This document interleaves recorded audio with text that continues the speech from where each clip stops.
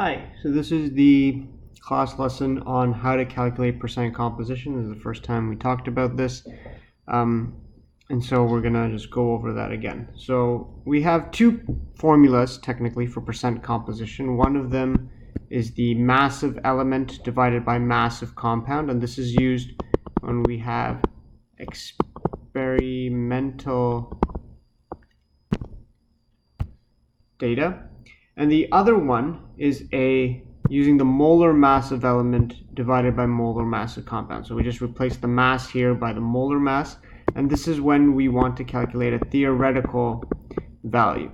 And I understand that some people in class had issue with my saying experimental is the opposite of theoretical, and your concerns are valid. I do agree that you have good points, but we will talk more about this in the next class and why we're comparing the two and why we're using these formulas. So stay hopefully with me and then we will get to that. So here, all of these things we are going to calculate the theoretical because we're not actually doing an experiment. And so we are going to be using the molar mass of the element and the compound. Very important to note that the molar mass so can be calculated by using the periodic table. You don't have to use any formulas in your formula sheet. The molar mass of a compound is just the sum of the atomic masses of its elements. So, the molar mass of CuBr2, which is copper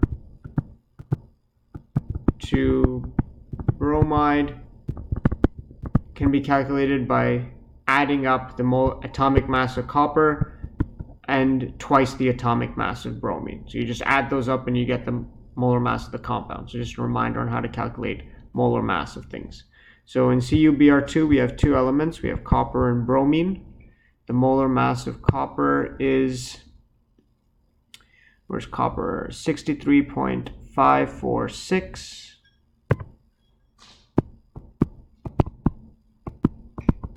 The molar mass of bromine is 79.904. I'm going to multiply that by 2.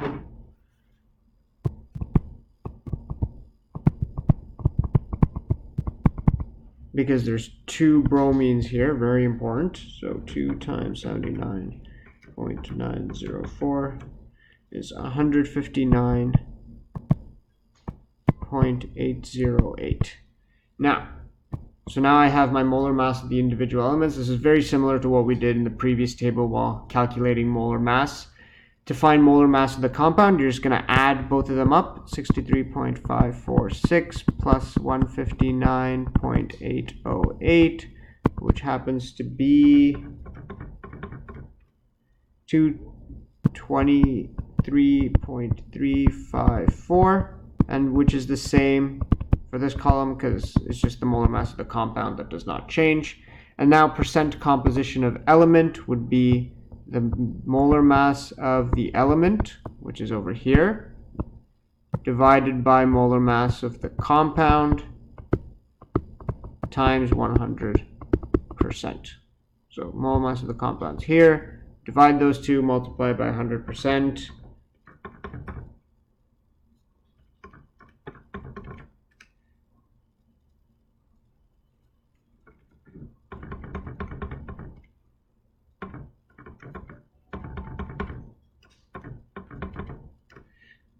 Oh, I keep forgetting to hit, whoops. There we go. Sorry about that. 28.45%. Maybe I should have done these beforehand. Oh well.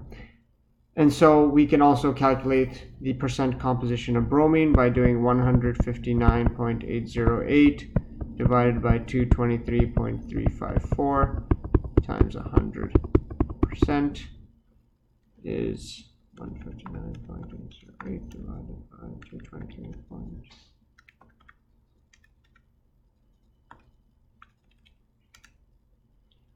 71.54%. And we will note that if we add these two up, they should approximately give us 99.9 or 100%, because those are the only two things that form the compound, right? So some of it is the copper, some of it's the bromine, but if you add those up, they should give you all of the compound. I'm not going to do all of these because they're hopefully you're going to see how that works now. I'm just going to do one more in a shorthand form. So molar mass of nitrogen is, so I'm going to put in brackets, there's 2 nitrogen because there's a 2 outside the bracket. There's 8 hydrogen and 1 sulfur, right? So when I calculate the molar masses, I'm going to be including that in my calculation.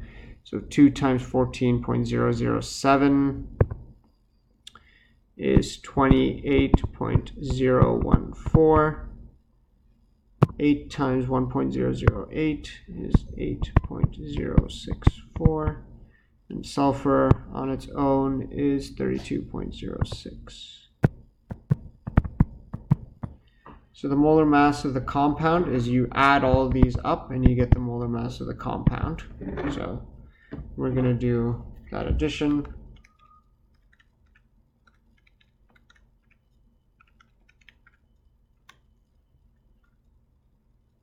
(68.138), and hopefully we see how I got 68.138. I just added the molar masses of all the elements with including their numbers, right? So that's the same for all of these things.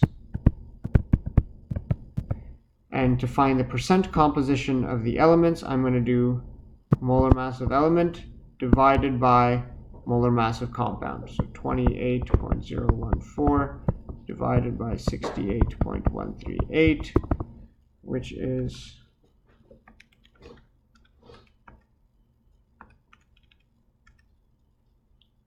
41.11%. Similarly, I can do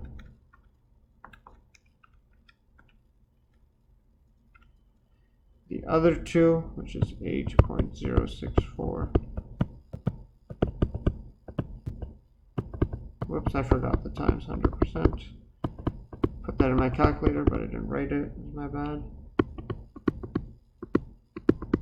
83%.